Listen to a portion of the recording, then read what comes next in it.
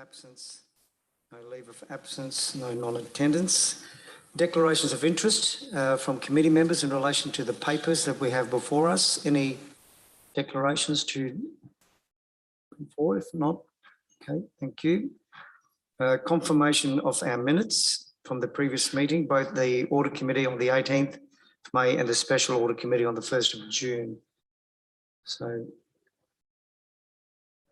you're not going to move, David? Both of them?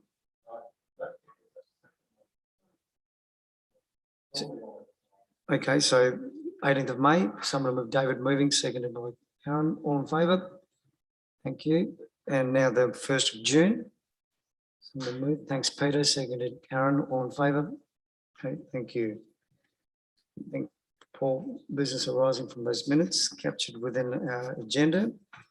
Now, I'd like to have a motion to just swap one of the agendas around, given we've got Bentley's online and they can stay. So move 6.2 to 6.1 and 6.1 to 6.2. So move by David, seconded Karen. Thank you. One in favour?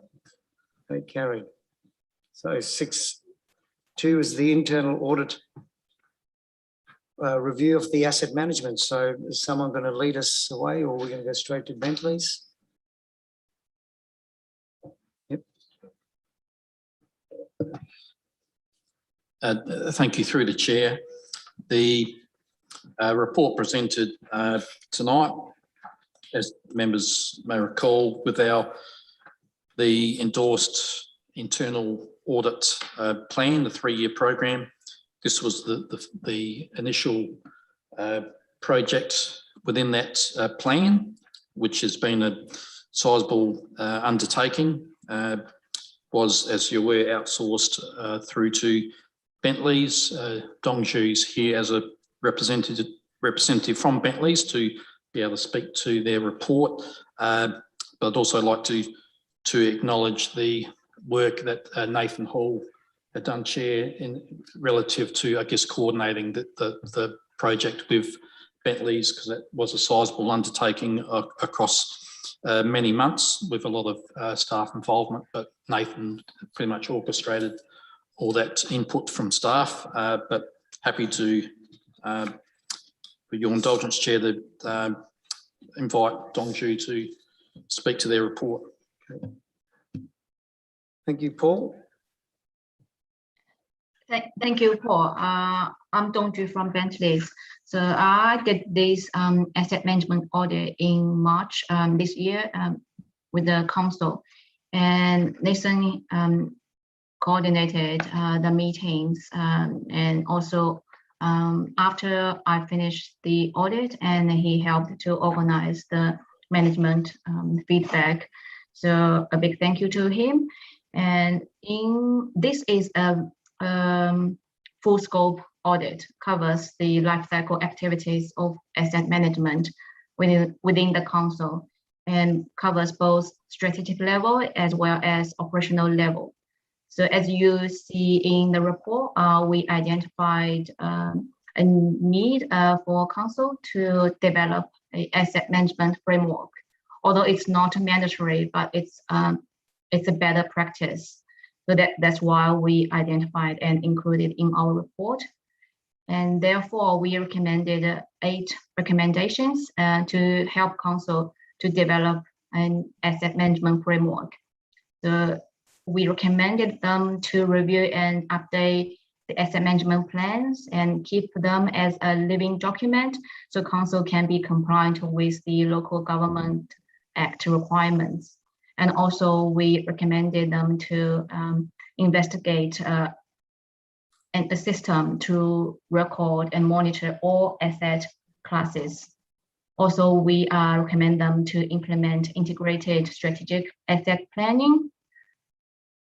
Also identify the needs to review and update the relevant policies, procedures to ensure they are relevant and current for council to adopt and apply consistently. Once the policies and procedures are in place, and council should apply it in all aspects. Further, the 5th recommendation is about to capture standards in asset management plans. And then consequently, the operational areas can monitor their actual performance against those standards, both financial and non-financial. Further, and once the policies and the system are in place, and all the assets should be captured, including donated assets. And lastly, we recommend council to develop and implement a building renewal and maintenance plans. Further to this big finding, and we also identified a few improvement opportunities in communication connotation, and also in the mobile phone management policy development to use an automatic reminder function for unit fleet. The last but not least was to use risk appetite to align asset management strategy and activities. So during our audit, we also identify a few good observations, including council already have various relevant asset policies procedures in many aspects. And also the annual budget process is effective, and council has always adopted the guidance from the Institute of Public Works Engineering Australasia International Infrastructure Management Manual, and use the system NAMS Plus to prepare their asset management plans. Although during the time of the audit, the plan was still in development, so we couldn't see the draft. I know they are presented tonight, which is very good. And we also identified regarding the fleet management and the IT equipment management, councils also having a system in place or have a register in place to well monitor those portable, sensible equipment. So I'm happy to take any questions regarding this audit or our report.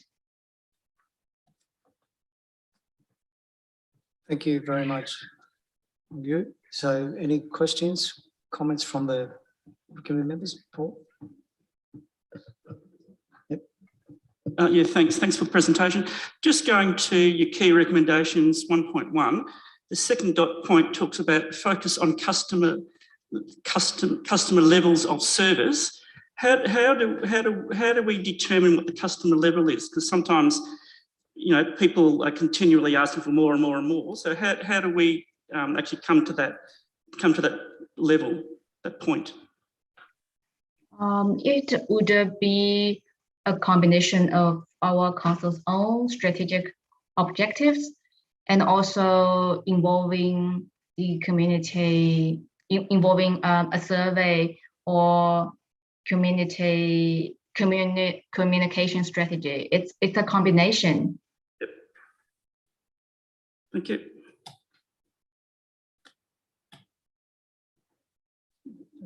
Karen? Okay. Paul, do you want to take this? Oh, sorry. Thank you. Just on the, I'm not going to get it to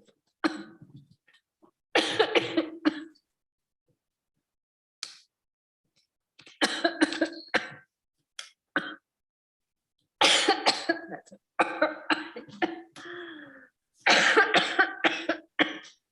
Yep.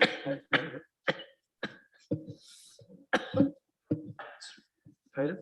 Through you, Mr. Chairman.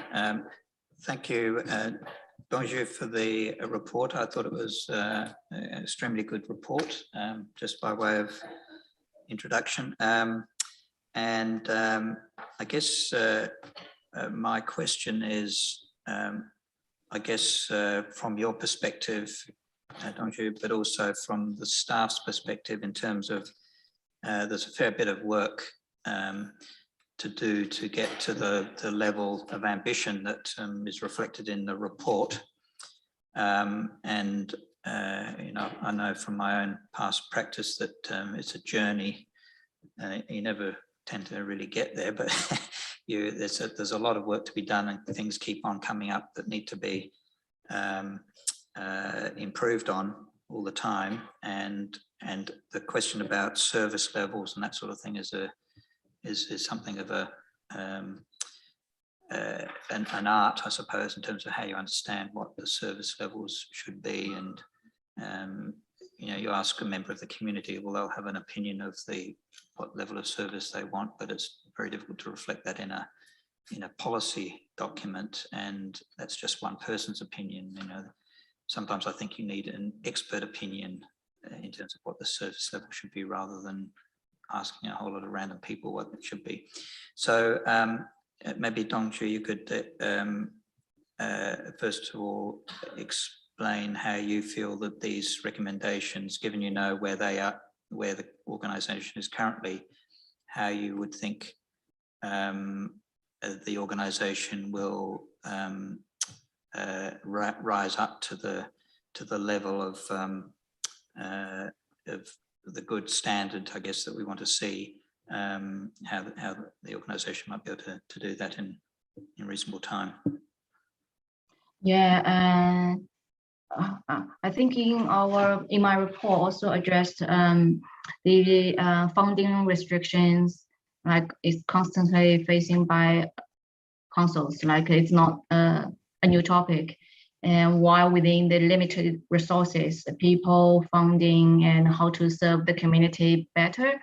And normally it's good to do, like in our first improvement opportunity recommendation, we would recommend to do a proactive community communication strategy, and just to broadly collect information while developing the asset management plans.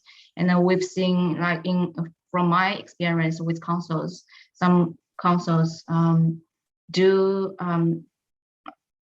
annually collect the community feedback on the services via survey, and also do a comparison with other relevant councils, maybe similar size or maybe in the near area, and just to benchmark against the other councils, and then do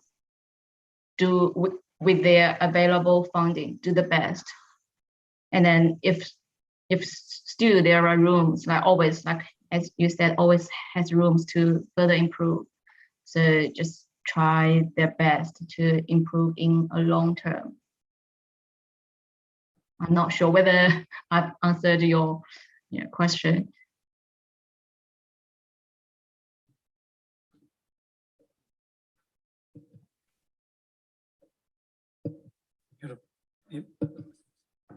Yes, thank you, Yonggi. I wonder if there's someone from staff who could maybe respond to how they see this report impacting on the council and its resource levels and so on.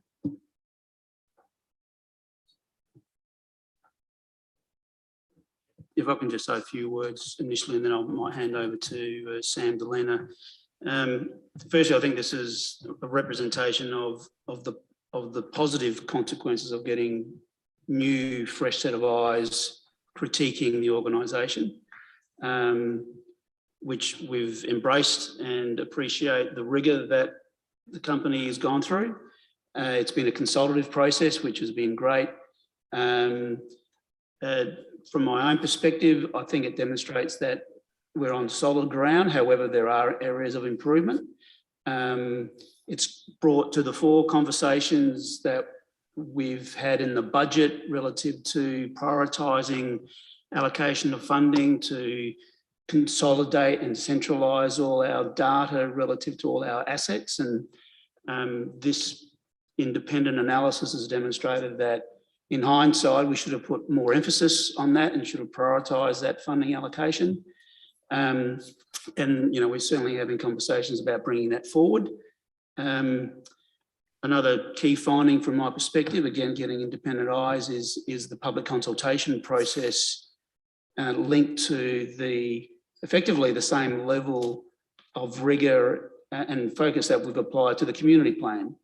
and that part of the Local Government Act, and that should be occurring relative to the asset management plans. And certainly that's what we'll demonstrate and what we've achieved in community consultation at the level of other strategic documents. We'll seek to pursue, replicate and improve for the purpose of the asset management plans. I'm sure it's going to be both an opportunity and a challenge in terms of engaging people to talk about service levels, but we'll learn from others in the sector and we'll seek to engage the community and then inform further reports and recommendations to council. So it certainly has identified some gaps. I think though the fundamentals are there, but it is about continuous improvement, and this report's demonstrated that to us.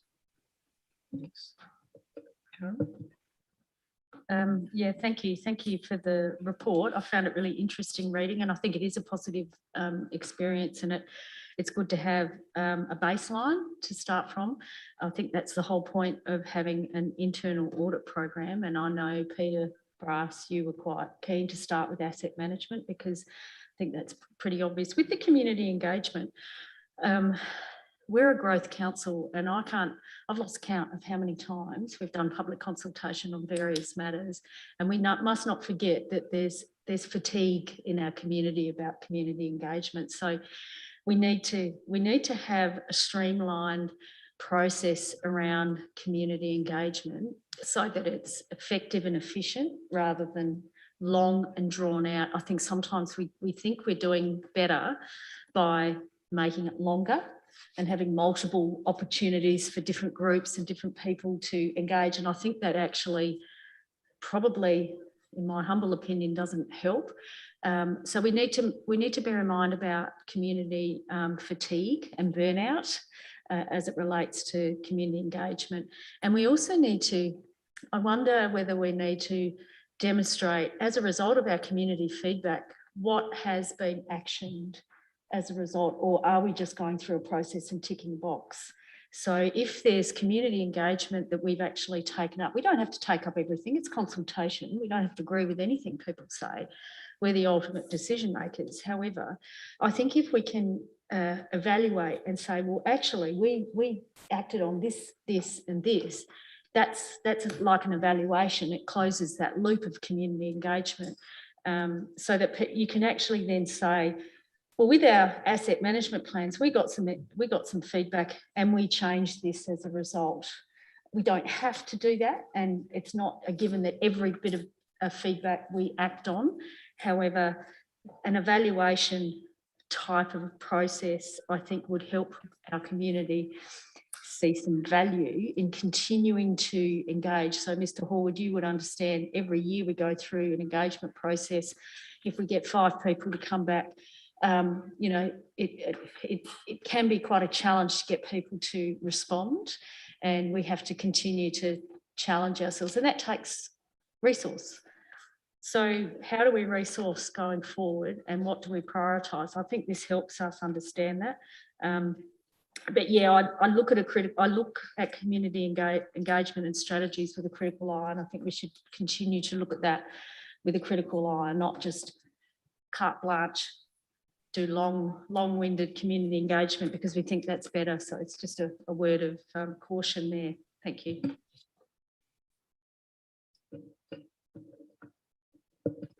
Thanks. Karen, any other questions from the committee members? Paul, again? Yeah, I've just got, this is probably a question to the staff. It's on page 191 of 260 of the attachments, and it talks about, I just need to find it exactly, but it talks about the stormwater and infill. So when we do a, I think it's in there somewhere. When we do like an assessment of the stormwater, the stormwater system, and we have infill, would that lead to us asking developers to contribute to any upgrades that we might need in areas? Is that the aim of doing this plan as well?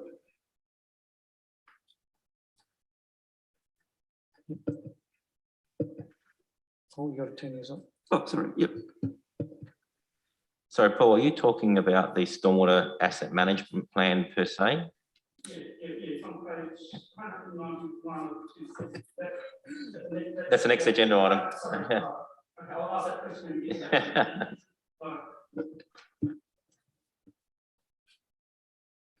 Any other questions from committee? David? Yeah, I'm not sure whether the lady from Bentley's will have an opinion on this. It's probably more a comment, but with the asset management plans, in particular, the open space one, something that I've seen that Adelaide City Council does is evaluation of trees, there is plants, oval surfaces. I know we spend like over $1 million just looking after our 4 ovals. And recently a golf course near here had a couple of golf greens damaged, and they've estimated the damage at $500,000. And I just think some of this resourcing to service our assets, and if we do have a good valuation on open space assets like trees and that, and just replacing that, it can actually help with service levels and determining service levels, because if assets, like we've done with a lot of our hard assets, we've got replacement and timelines and things like that, and whether the same could be done with our green assets as well, and that may help with service levels too. Just a question there. I think it's a very good point. In my report, I talk about the 3.1, talk about the majority of asset planning. So the open space asset, so it needs the planning. We will need to include additional assets. So I think it's good if but it should be considered holistically with other open space assets, the trees and other assets as well. Holistically consider it and then prioritize. Yeah. Sam? Yeah, just in regards to that, Councillor Hughes, I know there's a motion that's that's been put in this regard in regards to trees. I know that some councils certainly have recognised some of those green assets, but not necessarily from a cost perspective, but as an asset itself, and brought into the corporate system, but not actually managing and valuing that from a financial perspective, but more from a as recognising that as an asset.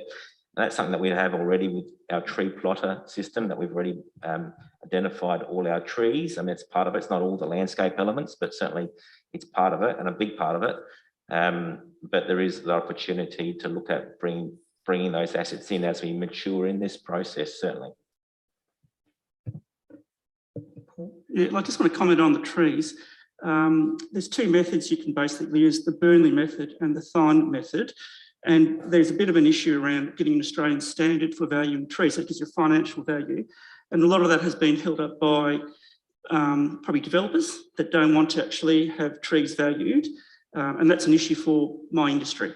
But you can actually put a financial value on trees using a combination of those 2 methods. And it can get into that hundreds of thousands of dollars for a really big, a significant tree to 10,000 or whatever, and it takes into account all those elements, environmental elements, amenity elements, replacement, maintenance, etc. So there is a method of actually getting a financial figure, and I think it'd be good to do that. And also for the turf, like I get concerned that the hard landscape elements are recorded, but not the soft green elements are recorded, and we do spend a lot of money on those green elements. As a horticulturalist, I know how much we spend on them. So it'd be good though to incorporate that into an asset management plan and value them for what they really are. Thank you. Thanks, Paul. Any other questions, Natalie?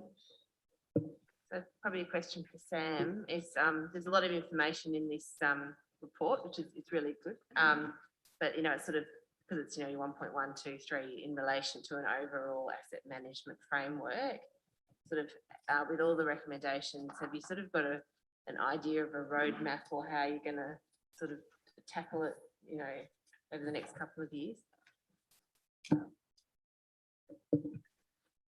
Good question, Natalie. It's certainly something that we've spent a fair bit of time contemplating and in discussion with staff, but also the executive and CEO, and being quite bullish about how we might approach this in terms of, you know, set the bar, you know, in terms of reasonably high.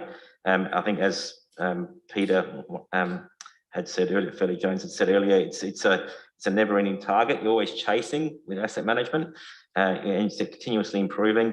We've put a table, there's a table in the document, page 194 of 260, where we've spent a fair bit of time developing actions that come from the recommendations and providing a bit of a target and providing a target timeframe that we're going to be working towards. I think the asset management framework, whilst not mandatory, as John Ju had said earlier, it provides a best practice approach, is something that we'll be looking to undertake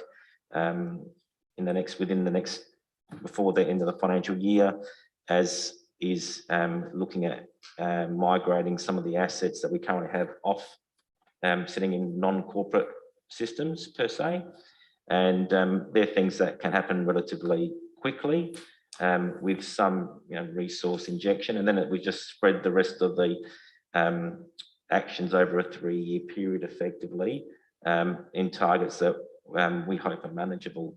But it's that's just part of the journey. There is an improvement plan within the asset management plans that responds to a significant amount of further work. Some of the questions and comments from members tonight, for instance, in regards to green infrastructure and valuing that, is something that can form part of the improvement plan for future iterations of the asset management plan as well, and how we take on board consultation. Certainly we've turned our attention to that. I am aware that from previous experience, that the take-up rate on consultation asset management plans is very low. And we're looking at some more innovative ways of which we can engage with the community in regards to those assets. And rather than reading, 100-page documents, trying to summarize that in a visual manner and tease out really what are what do they want to see from assets and what are the concerns they have with the current level of quality of our assets or the services, the way those have been maintained. So, we're certainly turning attention to that. We've put a roadmap together, and that's what we'll be held accountable to. And that roadmap we brought back to this audit committee to on a regular occurrence. I don't know if it's quarterly, Nathan, or on a quarterly basis. So.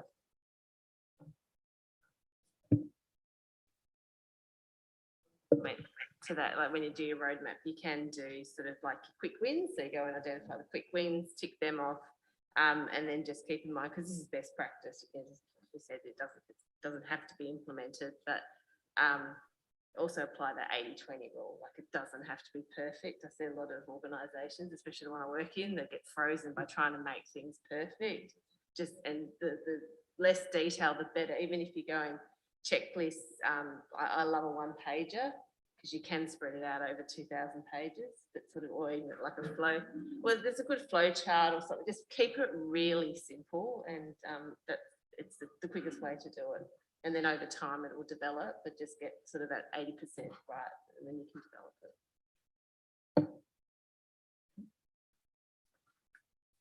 Okay. Longy, can I just ask, so my questions in this report, first of all, it is a great report, a lot of information, some good both improvement opportunities, which I think is great. So Sam, here's the information to improve your area, so that's great, and obviously improve council and the community. Can I just ask, with some of the recommendations where we've got the who's going to do it, now some have got the M in front of it, meaning it's the manager, but where they've just got IES, it says responsible officer IES, well, that's a whole department. Who specifically is going to be managing some of these, both the control improvements as well as the opportunities as well? There's some that just says IES, FCS, so. Yeah, so that's just a grammatical error, but effectively it's the manager of either department that taking carriage of that. Okay, that's good, thank you. My second point is around the final control assessment, which is on the, what is it, page 206 of our attachment. So Bentley's have now made the assessment based on the audit that it's partially ineffective and a lot of recommendations and improvement opportunities. Do you all believe if all of them are implemented, I know some of them are 12, 18 months out, will that move that whole effectiveness rating to being fully effective? Well, asking the auditors first. So Dongie, is that what will happen if they implement the various recommendations, both for the controls and the improvement opportunities? Will that move that overall assessment of the control rating? Yeah, if they implement all of those recommendations, in theory, it should be moved from partially ineffective to effective, but also it depends on council's risk appetite. See whether that's they want to achieve, or they are happy with majority effective and with the relevant risks. Say if not, refer to council's matrix. If they're happy to have the relevant risks mitigated to media rather than currently is high. So it depends on council's risk appetite as well. Yeah, that's the thing, we don't have one. Yeah. Okay. And so my next question then is to management about, I noticed that it's good to see we've got a number of systems to manage assets, but the IT assets are still on a spreadsheet. Is there ever an intention of moving them into a asset system as well? Or are they always going to be, because there's always risks we're trying to record and maintain any sort of assets on a spreadsheet. So is that anything? I know there's talk about a future bid for a capital bid for for resourcing to upgrade your asset management system. Will that include these IT assets as well? One key learning from this whole initiative is that we have to get that data out of spreadsheets and into a dedicated system. And we use what's the system called, Sam, that we asset master. And so to what degree buildings and open space and the ICT data can get onto a system that we can integrate that information, and it can assist us in our decision making as opposed to what we currently have, which is a spreadsheet. Correct. Okay. Thanks, Henry. And look, my last one, I know this is only, it's been rated as a really as a low risk and low priority. It's all around mobile phones.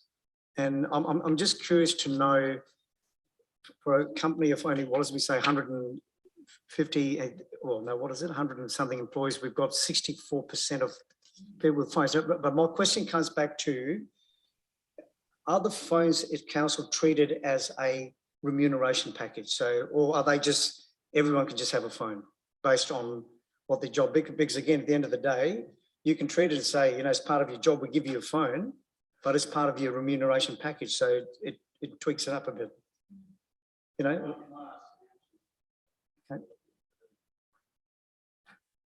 Through the chair, I might ask Sam to respond to that relative to, I think within the last 12 or 18 months, the decision made to provide mobile phones to our operations staff outside, which was presented in a case put forward. So maybe I'll get Sam to talk to that.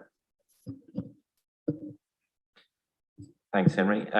Yeah, so that's certainly, so that point that Henry makes, all of our outside workforce, which is broadly, there's 35 staff at the depot, have a mobile phone. That does probably skew the results a bit higher. Part of that's in regards to, and there was a number of reasons in that regard, but it's part of business efficiency as well as work health safety. We have workers in working isolation per se, and we also are looking with using these devices not just as a mobile phone, but as a workplace tool. So they're doing their safe operating procedures on it. They're doing their audits on it. They're scanning their plant, and doing their plant inspection checklist on it. So it's going straight into corporate systems. So it's actually creating efficiencies in the business And whilst there is a cost that comes with it, there's also an efficiency benefit that we're getting as a result. So that has skewed it. It's certainly not that I oversee mobile phones in the council, but it's certainly not a case of everyone gets a mobile phone, and it is on a case-by-case basis, and primarily where it is staff in my division, it's because they have an exterior focus with their role in terms of travelling to site and having that, and also having capacity.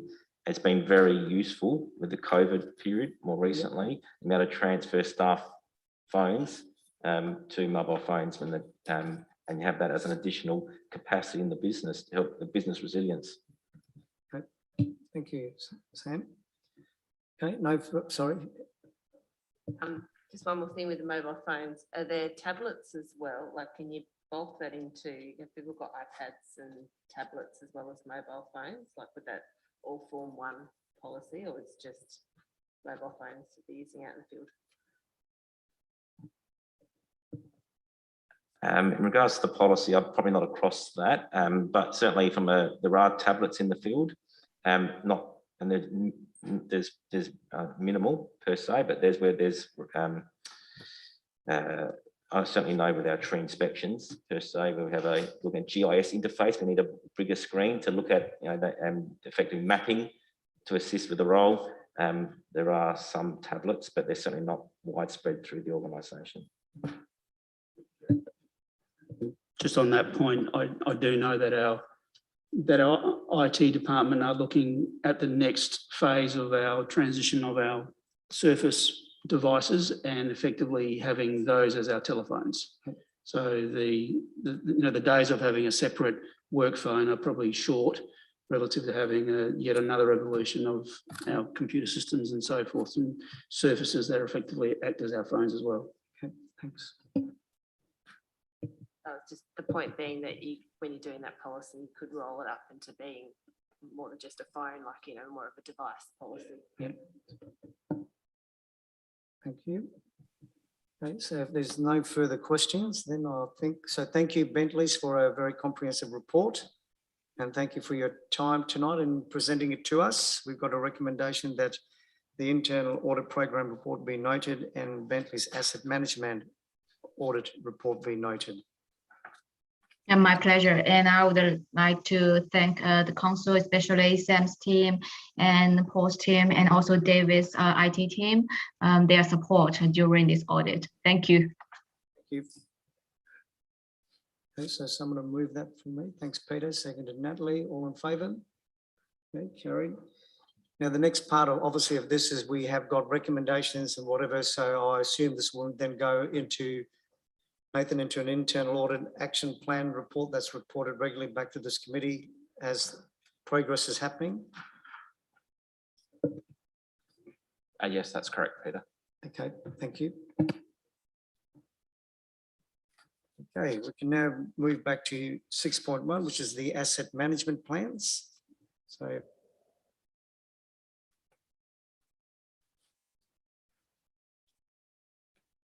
Paul.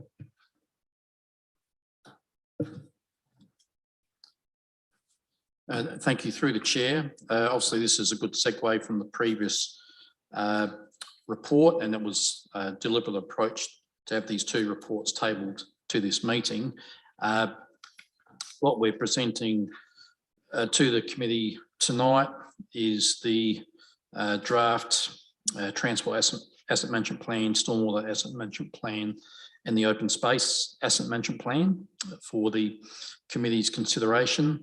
As we've previously reported through this committee, Chair, relative to the buildings asset management plan, whilst there was the intent obviously to have a asset management plan presented to this meeting in conjunction with the other plans tabled, what was identified early in that process was through the expert consultant we engaged, was his professional opinion was that on a number of fronts with the data from 2017 that he didn't, in his professional opinion, believe that the data was of a sufficiently, I guess, robust nature to then develop into a robust buildings plan.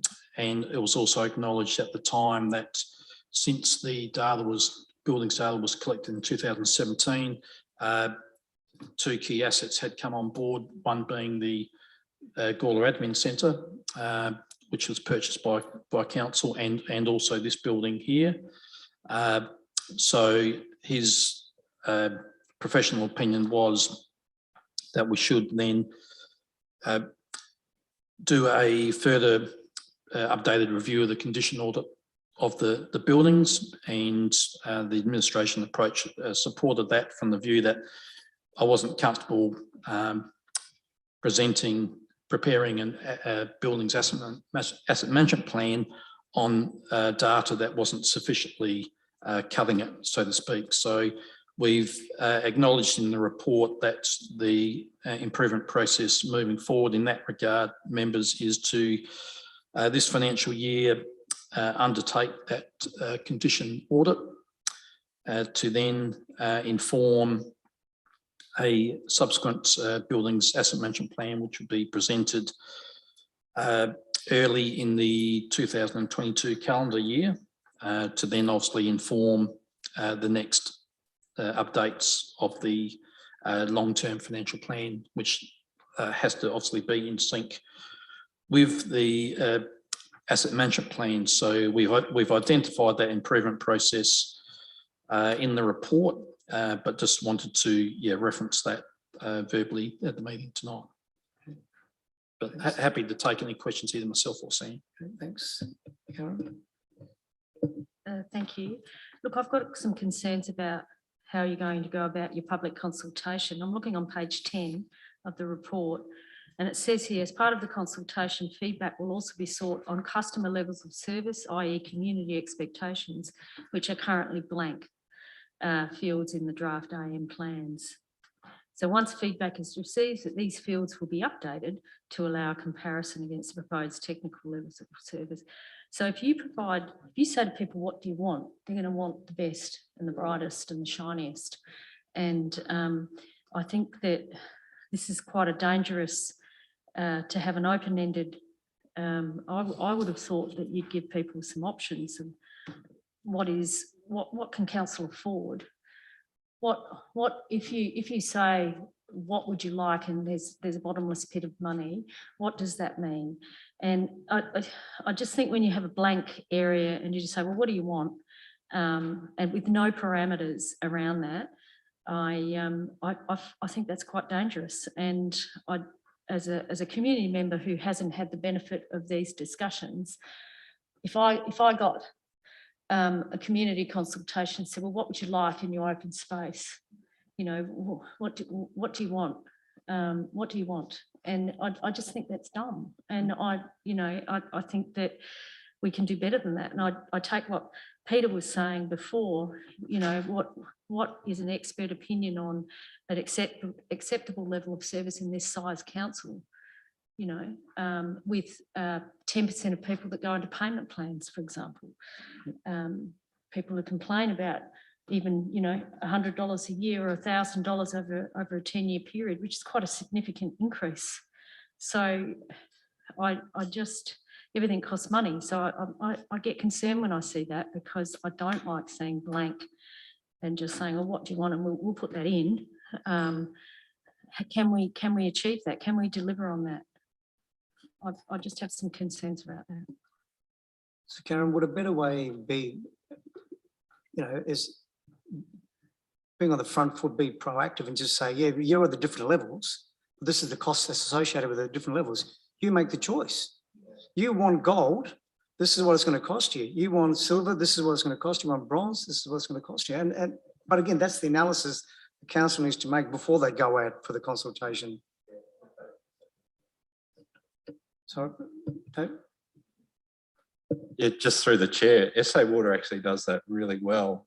Joe, there's been some surveys they've put out about putting reticulated water services into some of the country towns, and basically said this is going to cost this much, and straight away it's sort of said, well, how are we going to afford this, and how are we going to pay for this? And individual households realise that it's going to be tacked onto the bill and things like that. It's actually quite smart how they actually do their surveys, and because you basically reading the survey go, well, no, this is, so you try and find the best way to get the best water and all the rest of it, but also to get the cost over a number of years or whatnot. But yeah, I've seen some really good work done by SA Water, because it's huge infrastructure costs there, and I've done it really well. Paul? Karen was saying about the public consultation and putting some boundaries in. We've had some examples where we've gone out to public consultation about open space and there haven't been any costings, and of course everybody's ticked everything. So the report comes back, everyone's happy with it, but we actually haven't spoken about the actual capital cost, the maintenance and the depreciation. And also, do we balance it up with increased rates or decreased services in other areas? So it's very, very easy to go out and just say, oh, what do you reckon about this? And of course, everybody will tick, tick, tick when it's, you know, whatever, because it looks fantastic. But unless you've got those boundaries in place, I don't think it's meaningful at all, not at all. Thank you. Sam? Yeah, thank you, Chair. I suppose just in response to Mayor Redmond, maybe it could have been framed a bit better in the actual officer report, but in the intent is to identify customer levels of satisfaction. So that's how most asset management plans are actually developed, and in a lot of councils use or have in the past used a customer feedback service that was provided through a phone survey. And that was how they measured the level of satisfaction in the community in regards to asset management and various asset classes. You'll find that's consistent in most asset management plans. So I think we'll take on board some of the feedback in terms of tonight. I think providing some sort of, it's about identifying whether the customers are satisfied with what they've actually got, but also providing some framework and understanding, well, if you want to increase the service, it comes with a direct cost. And that's something that we can quantify. We can provide some relevant examples. We know we've done all that body of work with the new growth areas and what it costs to maintain a park and cost per hectare that we allocate. And then we can relate that back to the hip pocket in terms of council rates. So I think there's a bit of a thread there that I will take on board some feedback from tonight. Yeah, I just want to get back to the stormwater, the question around that. I mean, we're going to do some review of our stormwater, and then we do have issues, I think, with infill and developers. And if we find that, you know, there's a certain capacity in the stormwater, you know, in the pipes, and it's going to be infill, do we then go and say to the developer, well, you need to contribute to this upgrade? Is that going to be an outcome of these asset management plans?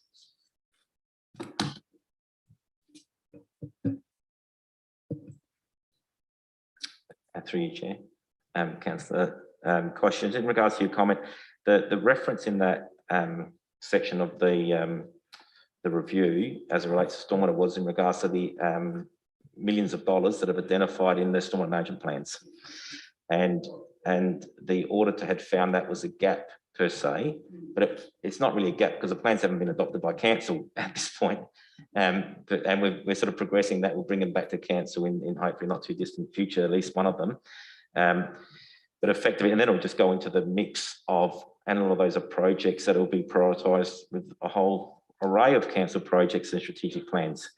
In terms of your specific question in regards to contributions, those contributions and those negotiations do occur now with major developers. They do pay for downstream infrastructure, even down to the medium developers that are developing any allotment per se that requires, there is a stormwater study undertaken, and if there's external works, then the external works form part of the scope, and there's separate infrastructure agreements that enter into. So there's numerous examples that I could just relay that's actually occurred in the township. It's probably less, it's more difficult when it's the 1 into 2. the mum and dad developers. There is some state policy in place that tries to pick up some of that and manage that, but that's an area where all councils are becoming more and more impervious per se. And the stormwater management plan does do a part of the role is to establish what the council will look like, long term, taking on board those impacts, but also the impacts of climate change. Thanks. Peter, but you. Yes, thank you. It's really just a question on the long-term financial plan on page 10 of 35. There's a reference to costs for operation and maintenance costs for new and upgraded capital works isn't included in the forward estimates. Is that correct, or is that? I mean, you would hope that there would be some provision for any capital works that's included in the plan to have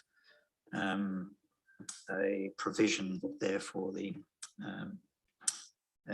operating expenditures that go with it. So just want to clarify that.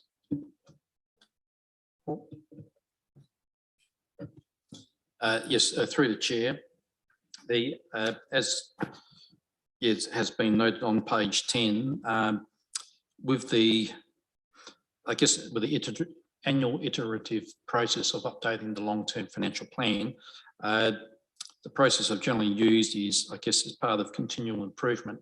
And in that regard, this year, what has occurred is there was a sizable body of work done by Sam's team relative to growth assets, and particularly in relation to new developments, and tapping into that piece of work that the long-term plan does accommodate for growth costs particularly relative to primarily open space assets. We've noted in the report that we certainly have provided for increased staffing costs and depreciation, but what we've acknowledged in the report is through the work Sam's team with the asset management plans, there is a bit of a funding gap, but I don't believe it's sort of material, because through the process improvements we've done with the long-term financial plan,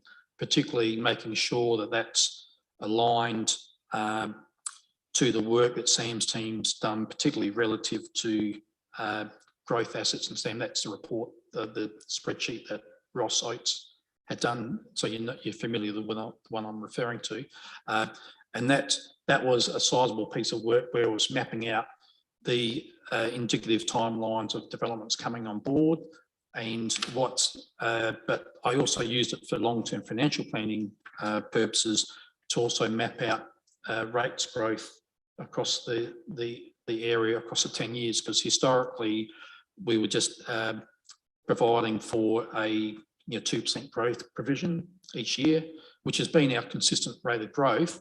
But what this sizable piece of work revealed was that it was able to better inform new costs in maintaining these new assets as they come on board. But by the same token, it better informed new revenue over the next 10 years as new developments came on board at different intervention levels. So that work, I believe, considerably improved the sort of reliability, robustness of the long-term financial plan.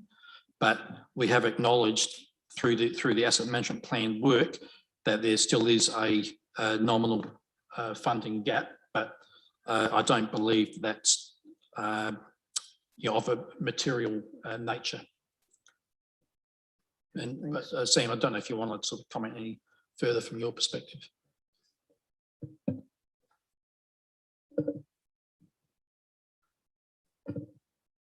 Yeah, thank you, Paul. Yes, certainly our land development register that we keep is the body of knowledge per se in regards to costs for not just civil assets as well as open space assets coming on board. And we've done a hell of a lot of work over the years to refine that and continually refine that based on the rates of development, aligning that with our trends in planning in terms of what we can see coming through and economic conditions.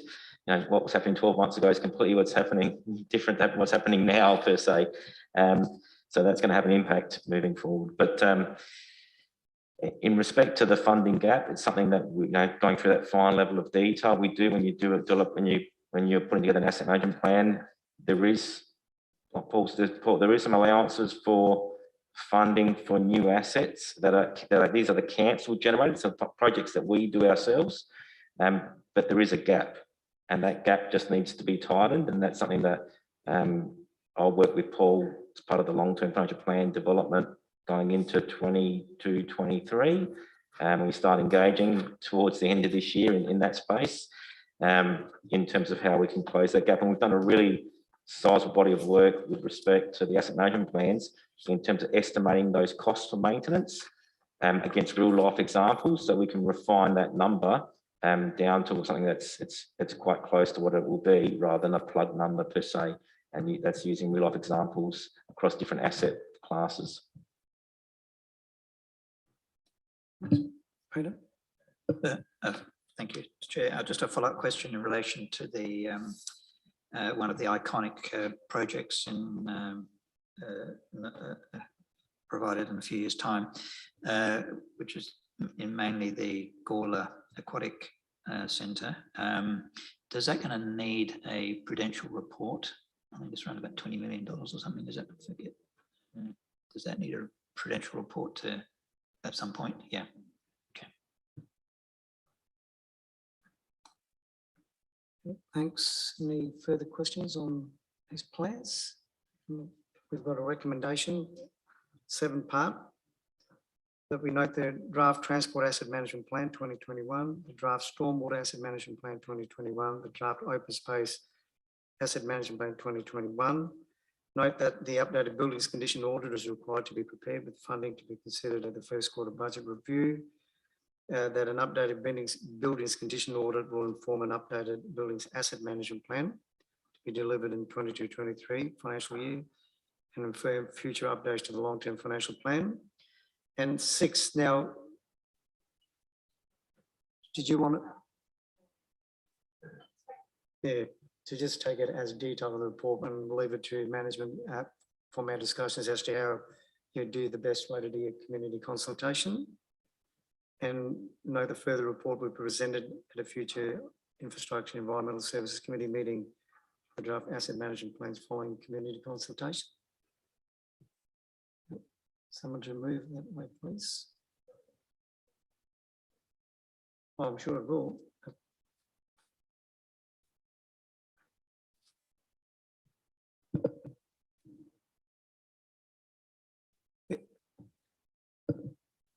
Sort of in this audit committee's hands in that regard. I wasn't, the intent was that I was proposing to go back to the IES committee in terms of how it's progressed in regards to the results of the consultation, how that might inform service levels or otherwise, and then it would come back through the audit committee prior to being adopted by council.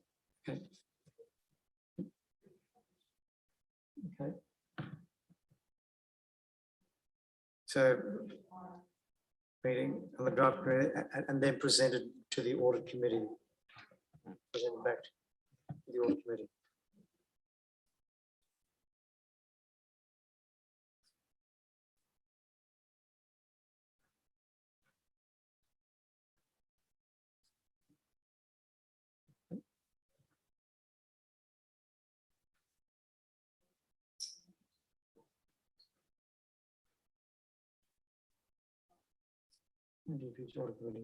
Yep.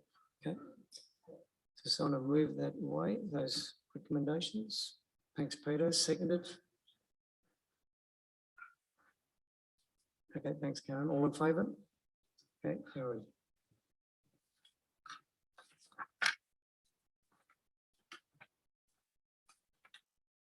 Yes.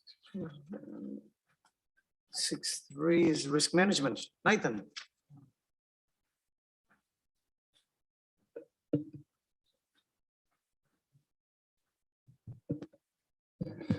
Hello, thank you, Chair. So unfortunately, the workshop on risk management was postponed due to COVID. The new date is 13th of September, so it's actually been brought forward than other dates we were looking at. Basically, this report is just to give an update of when that workshop will be occurring, what will be discussed in that workshop. We got reaffirming that we're going out for tender for a combined service of risk management and also delivering year 2 of the 3-year audit plan. And just email the report, just an update on the audits, the asset management audit that has occurred, the disaster recovery and business continuity audits that are also have just started, and the local government risk services audit that's also have started as well. And also within this report is a snapshot. It will be going through it in the workshop, is our strategic risks reviews that are linked to our updated community plan. And we've identified one new strategic risk to council, which is manage and deliver projects that have external funding contributions. And then also included a heat map of what was our initial risk before controls were looked at, and then also what is the residue risk once controls have been aligned. Thanks, Karen. Just thank you, Nathan. Just on the workshop for elected members, you're talking about, now where is it? Where is it? Developing, you talked about risk appetite and risk tolerance and understanding that. But I think there needs to be a connection with the asset management plans work, so that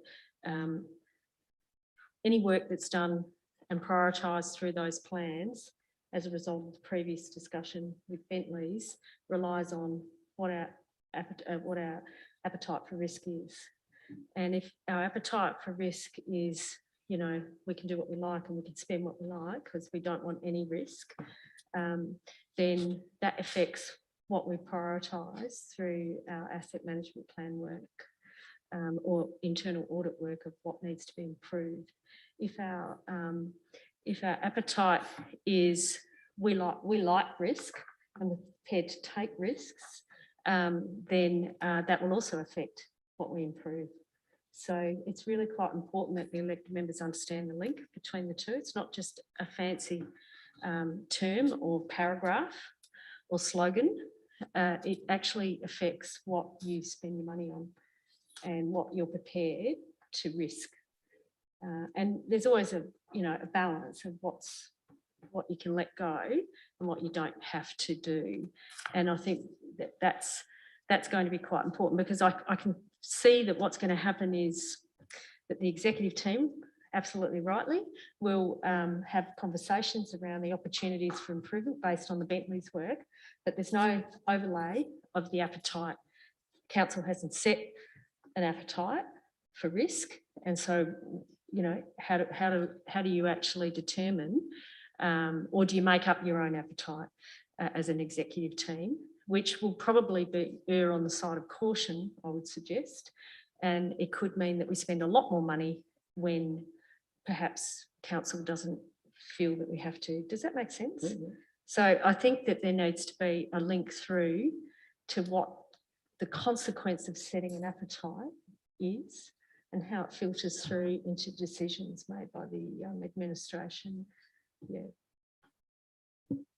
Karen, I think so while we're doing the risk appetite, so once that's been done, so maybe under that dot point of risk appetite, Nathan, it's not just the overview, it's then coming up with the risk appetite and tolerance statement, which will give you levels. But I think that a next key part is then going back to your strategic planning, your strategic objectives, and saying that's what we want to achieve.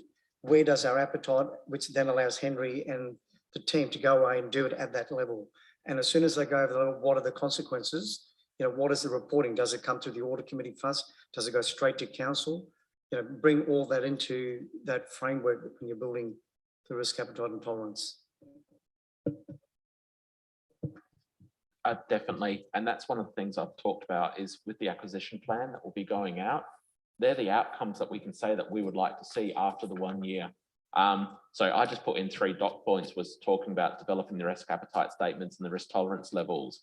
updating, once we've done that, update the risk management framework, but then do training with staff, elected members, audit committee. And then after that, there might be 3 or 4 other dot points that we'll be looking at. And that new framework that's been developed, put that lens over our current practices, whether that be financial, infrastructure.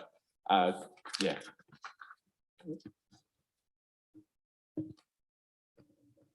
Council will determine what the risk appetite and risk tolerance levels will be. They'll be the decision maker on that, and that then dictates the rest.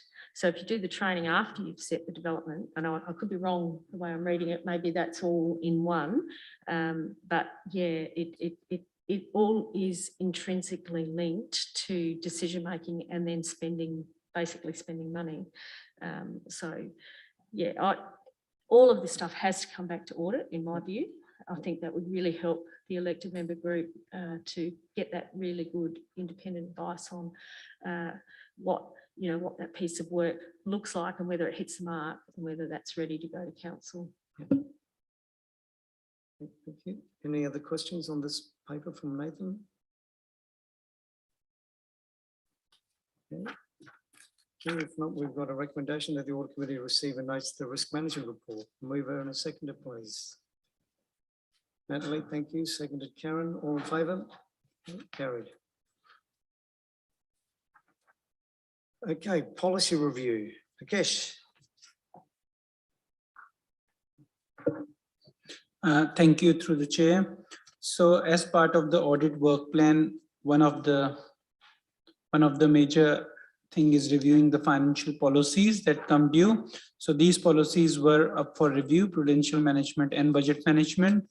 So in regards to the prudential management, like we have basically changed the dates of review and the time frame. Other than that, nothing has changed. I think like we're still following what we are doing in that regard. So it's just changing the dates for prudential management, but with budget management, we have updated the policy to incorporate some of the increments in financial limits and for amending and operating capital budgets within one business unit or across business units without changing the scope of work. And since Town of Gawler is a very progressing council and we have grown from 16-17 million to 33 million now, and this policy hasn't been reviewed. So this is going to give some efficiencies and effectiveness within management to make some of the internal decisions without actually amending the budget. So growth wise, I think it's good, and still those changes will be presented to the council in quarterly review. So it's and all the track changes are in the policy. So if you want, we can go through those in the attachments.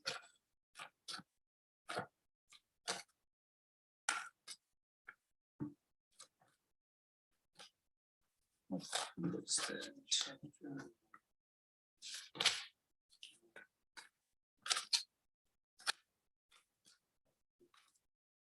Yep. So page number 215 in the attachments basically talk about the changes. One change is the legislation requires that the budget needs to be adopted after 30th of May and between 30th of August. And basically I have just inserted those timelines here, but ideally council's target is to adopt it by 30th of June. That's a very good position if we do that, but legislatively we have to adopt it before 30th of August. So I've just amended that a small bit on 217 page number. Other than that, the financial delegation limits are written there, and the major one is number 6 as well. So where it says that consideration and approval of any projects ideally should be done through the budget review process. But if there is something by motion and approved by council, then we can make that allowance in the budget then and there. So I'm happy to take any questions in regards to this. Thank you, Rakesh. Me, Karen.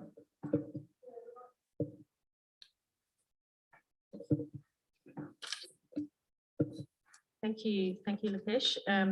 I don't have any issues with the prudential management policy, but I have some questions around the budget management policy. I'm specifically looking on page 219, which is the Appendix 1, authority to amend budget. So this policy, if approved, will give authority to move money around. And so with capital, it's gone from 20,000 to 50 to 100,000. Moving between units. Operating has gone from 10, operating's gone from 10 to 20, and capital's gone to 50, and then transfer budget funds within or cross directorates, i.e. no impact on bottom line of overall budget. But it does mean large amounts of money potentially can move between business units up to $100,000. I just, I find that quite a lot of money. I know we've doubled our budget to 33 million. I'm aware of that. I think just to say, because we're a growth council, we need a lot of flexibility to move money around. I don't think bringing it up and noting it at a quarter budget review that this has occurred is probably enough. So I'm keen to know what other people think, but I have concern with some of these numbers.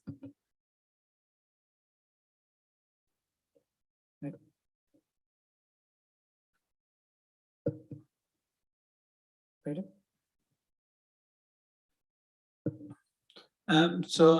Thanks, Mayor. Oh, sorry. That's all right. Okay. Yeah, through the chair.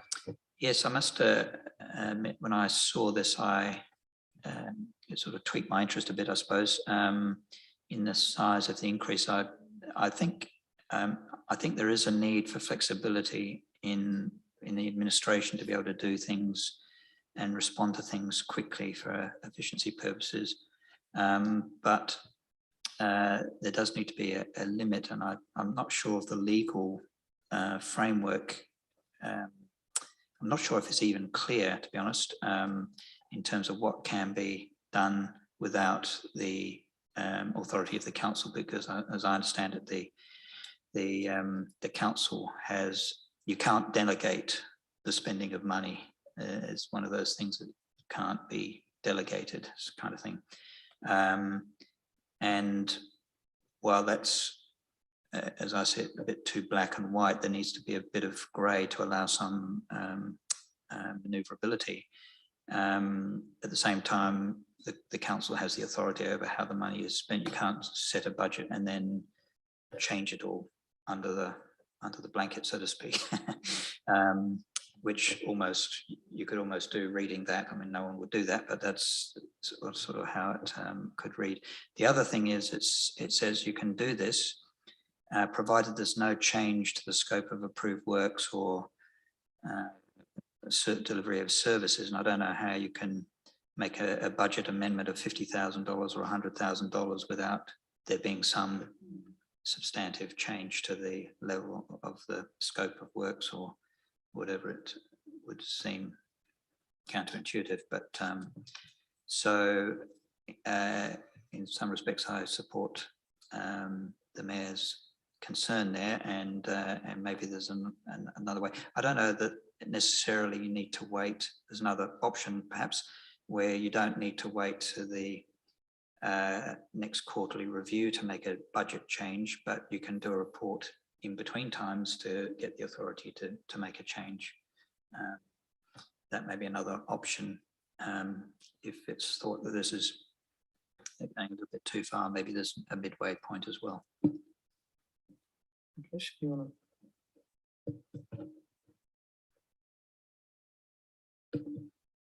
Thank you for your comments, Mayor Redmond and Peter. So basically, like the process that we followed coming up to this amendments is I've put in this policy to the SLT, like our executive team, and we discussed, and mostly like, moving these monies in capital is generally like on bigger projects, like when we're delivering the project, sometimes like there are savings which can be used towards the other projects for completion. And it's mostly like on those big projects where there is $20,000, $30,000, which can be transferred.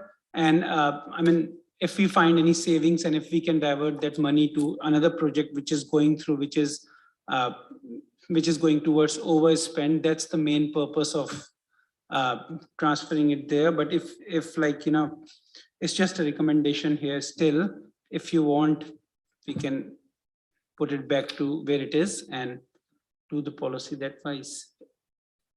Natalie?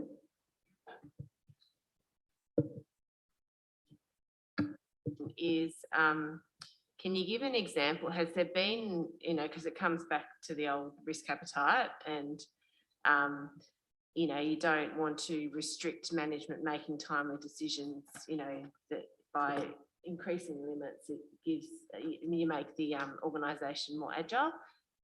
Is there an example of sort of like the frustration with the low limit, the previous limits? What's the frustration that management's, you know, dealing with, that there's a need for these limits to be increased? Does that make sense, that question? Yeah. That's why I was keen for Sam to maybe stay in the room after that last time, but maybe if Sam could give a couple of examples from his perspective. Yeah, thanks. Thank you. I'll certainly one of the drivers behind putting this to the executive as an option. I think certainly the limits are quite low given the increased value of. You look at, and it is really, as Lakesh said, the major projects that we're talking about, where we're saying there's a need to be a bit more nimble in terms of just effectively balancing the budgets per se, and it's just trying to be efficient as an organisation. And an example where, like, say, the Murray Street Stage 7 project, we carry risk in that project. We've allocated money for risk.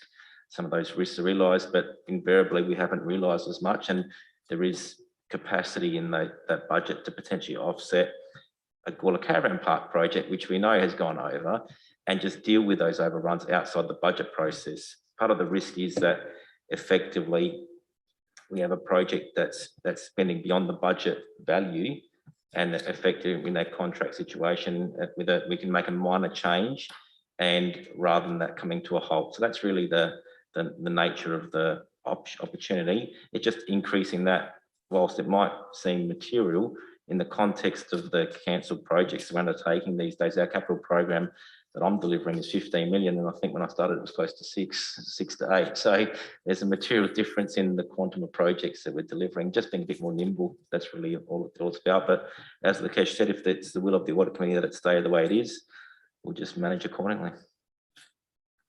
Thanks.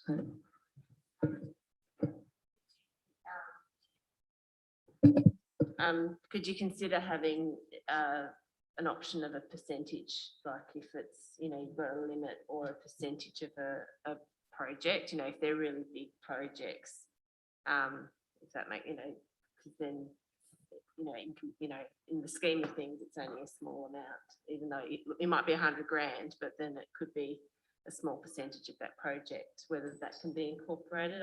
It's not an easy question, but. Well, Natalie, I was just going to say, I mean, the first thing I wanted to know was what was the driver to up these limits? But I'll go back to, again, to the risk consequence table. And right now, according to the Gawler one, between 25 and 100,000 is only moderate risk. It's a moderate consequence. So it's not a big thing, but cumulatively, but also in there, it does say, not only the dollar amount, but it also says, and for a project, it's between 11 and 20% of the original project budget. So maybe that can be incorporated into that as well. And again, the criterion, just because the column is small doesn't mean you can keep adding more information that it is for major projects. It's, coming back to the reason why we're making this change, not just we're taking it from this level to that. So maybe a bit more information around the criterion, including a project percentage as well. And again, based it straight off your risk matrix. That's what it's there for. And it links neatly with it as well.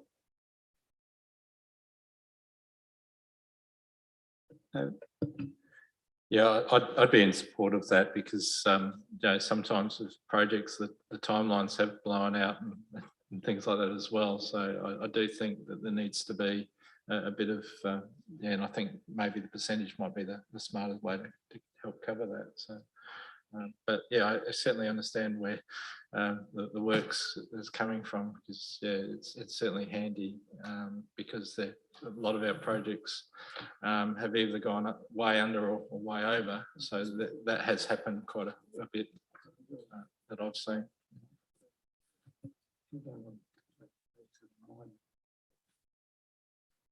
Okay. Thank you for all that. Thank you, Lakesh. So we've got the two policies in front of us. If there's no further questions on both the prudential and the budget management, we've got the recommendation that committee recommends to council that the following policies be adopted, subject to the changes around the criteria for the budget management. Moving it, David. Thank you. Seconded, Natalie. All in favour? Okay, thank you. Okay, debtor analysis report, Paul. 30th of June, or is Lakesh again? Sorry. So thank you through the chair. This report basically gives a snapshot on our debtor analysis and how the council is doing in regards to recovering its outstanding rates debtor and outstanding general debtors. So the report is presented there. It's 5.02% of our total rates is outstanding as at 30th of June 2021, and out of that we have got payment arrangement plans for about half of them, so which are a bit on a safety net. Overall debtors also continue to be monitored properly, and yeah, so the report is there. We have gone from 17 million in 30th of June 2014, according to the table, to the annual rates income of 24 million, right? Whereas, like, you know, we have been maintaining our percentage of rates revenue outstanding from 4.36 to 5%. So we still keeping that within that range. Yeah, and there is considerate efforts from, you know, reminders that are being sent to the ratepayers, regular talking with our council, debt collection agency and legal firm. So yeah, over 90 days in our debtor category is still 2%, which is very good in regards to the business. So yeah, I'm happy to take any questions on this report. Thanks, Lakesh. Karen? How many properties might be eligible for Section 184 proceedings?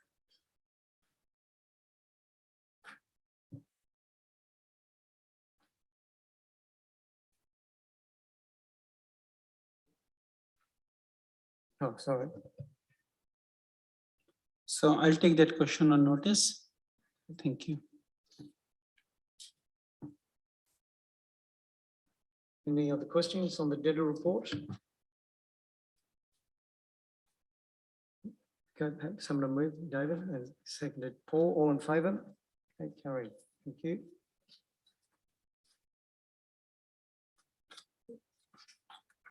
Six is the statutes amendment to the Local Government Review Act. So you're going to talk to that, Paul? Yes, thank you through the chair.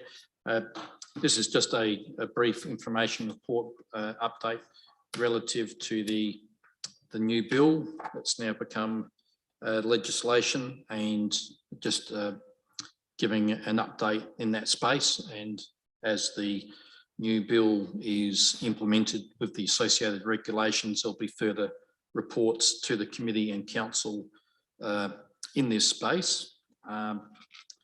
But as I say, it is an information report, and I'm certainly happy to answer any questions that members may have. But there has been, as you're aware, Chair, previous reports that we've tabled through this committee to council on potential implications of the bill, which is a sizable piece of work that's now coming into play. But yeah, happy to take any questions. Thank you, Paul. Karen? Thank you for the report. If it can be fed back to the LGA that they need to do track changes of the regulations rather than omit, delete, item G, and no one knows what they're talking about. You know, I had to go through, I found the Act with the track changes, but even on the LGA website, you can't really get a picture of what the new regs are going to be, because it's just code. It's absolute gobbledygook. So if that could be fed back to the LGA, that if they're going to go out for consultation, they really need to give people an opportunity to feedback. And currently it's in code, and okay, if you're a legal, you know, if you're right into this space and you know what subsection D 3, 4, 5 is, then that's great. But the majority of us don't know that. And yeah, I'm just really frustrated that I'd really like to know what's in these regulations. I'd like to know what the wording will be, rather than just delete or add. And yeah, that's my feedback. Really quite frustrated by this process. If there's over 60 new policies that the LGA have to write as a result of this work, it's huge. It's a huge body of work, at least 2 or 3 years work. And so, you know, from somebody who it will be affected by these changes, I'd really like to know in practice what they mean. And I don't have any sense of that currently. I'm starting to get a sense with the Act, but the regulations are the workhorse of the legislation, and I don't get any sense of what changes are being done in the legislation. I haven't got time to go back and forward and see what's been deleted and what's been added. Anyway, that's my feedback. But thank you for the report. It was very enlightening. Thank you.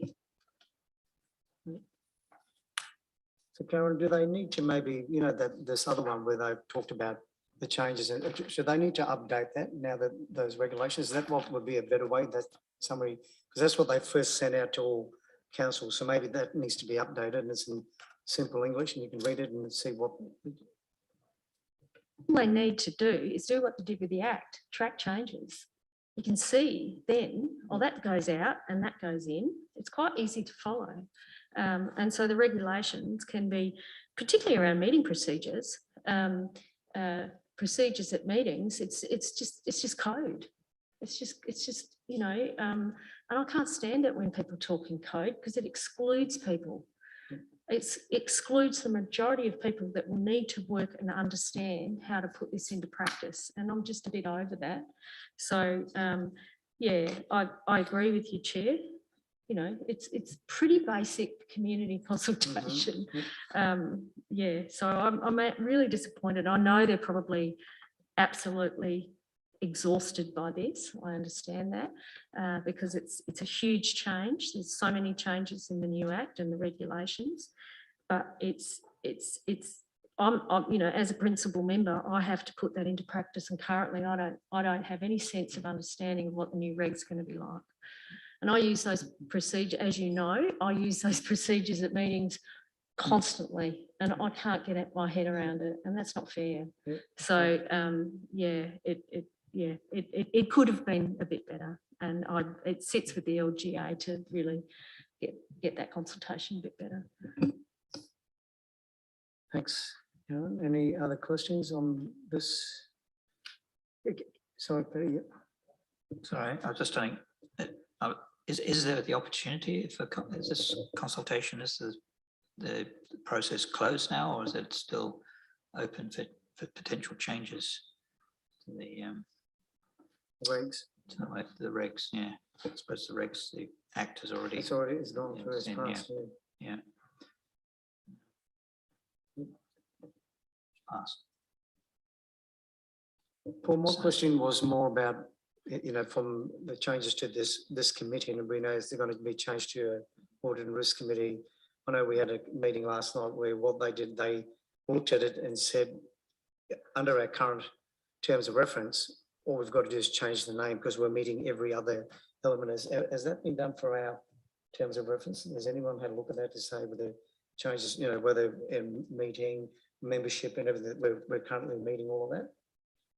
Should we need to go into, which means it's just changing the title of the committee from audit to audit and risk? Has someone done that?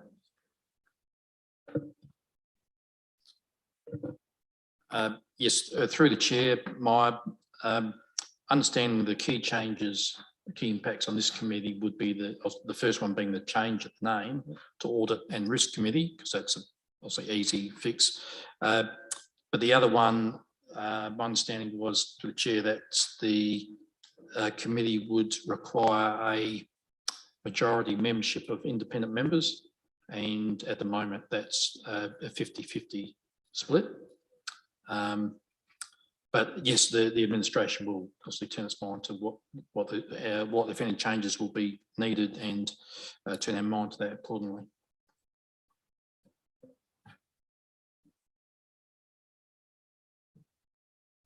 Which one of you want to have 4 nights off a year?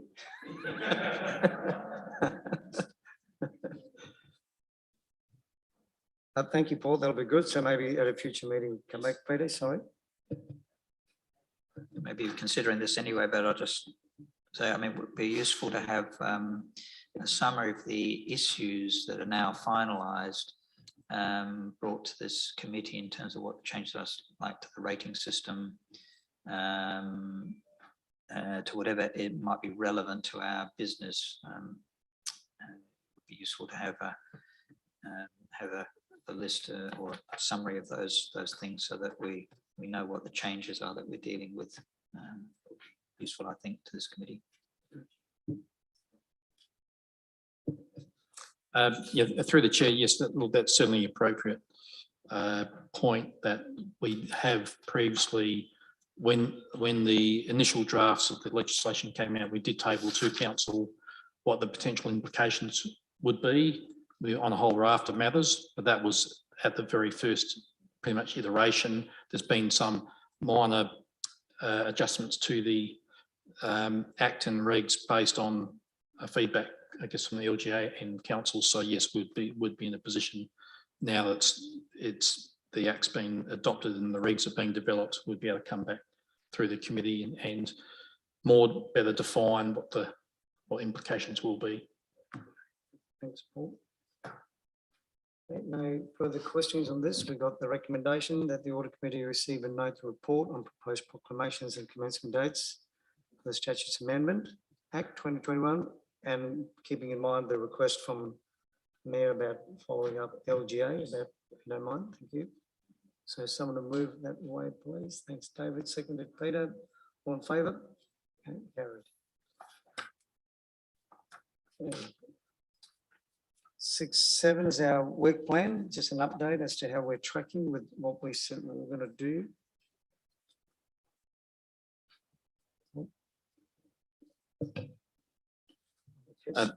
Yeah, thank you through the chair. Look, just very briefly, what we're tabling for you tonight is, now that the 2021 financial year is completed, we're just tabling to you tonight the status of the action plan for that financial year, and so I'm more than happy to answer any questions that members may have. But in the report, we've noted the percentage of items that have been completed. So out of the 31 actions, we're noting 19 had been completed, 4 in progress, 5 ongoing, and 2 had not started. So we're just providing this as an information report for the committee, as we've done normally. And Paul, those 2 policies that hadn't started, so will that just be rolled over into the 21-22? And will that be done in the early part of? Yes. Okay, so it'll come through this committee, as you know. Okay, thanks. I think we've also signed off on the last minute of the 21-22, isn't it? So that'll now start coming in. These other ones will be carried forward. They're not complete, not started on. So, okay, any other questions on our work plan? Okay, we got a recommendation that the Audit Committee notes the 2021 Audit Committee Work Plan Update Report. Thanks, Paul. Seconded. Natalie, all in favour? Okay, carried. Thank you. That brings us to the end of all of our reports. Items listed for discussion is nil. Items listed for discussion at future meetings is nil. Questions with that? Sorry. Yes, Karen. Can I add a couple for discussion at future meetings? The local government reforms, so that how it affects this committee, but also, you know, just an understanding of the changes for the organisation and also the council. And also, once the workshop is had at the elected member level, then I think we should have a discussion on what the outcomes of that, if there's been any, you know, what information came out of that. No decisions, of course, but particularly around risk appetite and just if there's any issues that need to be raised here on that. Okay, thanks.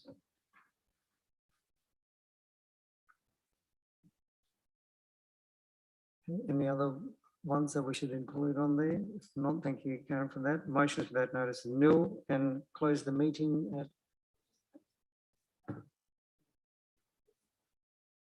local government form risk appetite. Risk appetite statement, actually. So. Risk appetite statement. Thank you. Okay, thank you all, everyone, for your contribution tonight.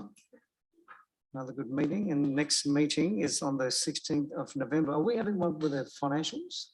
Yes, that's.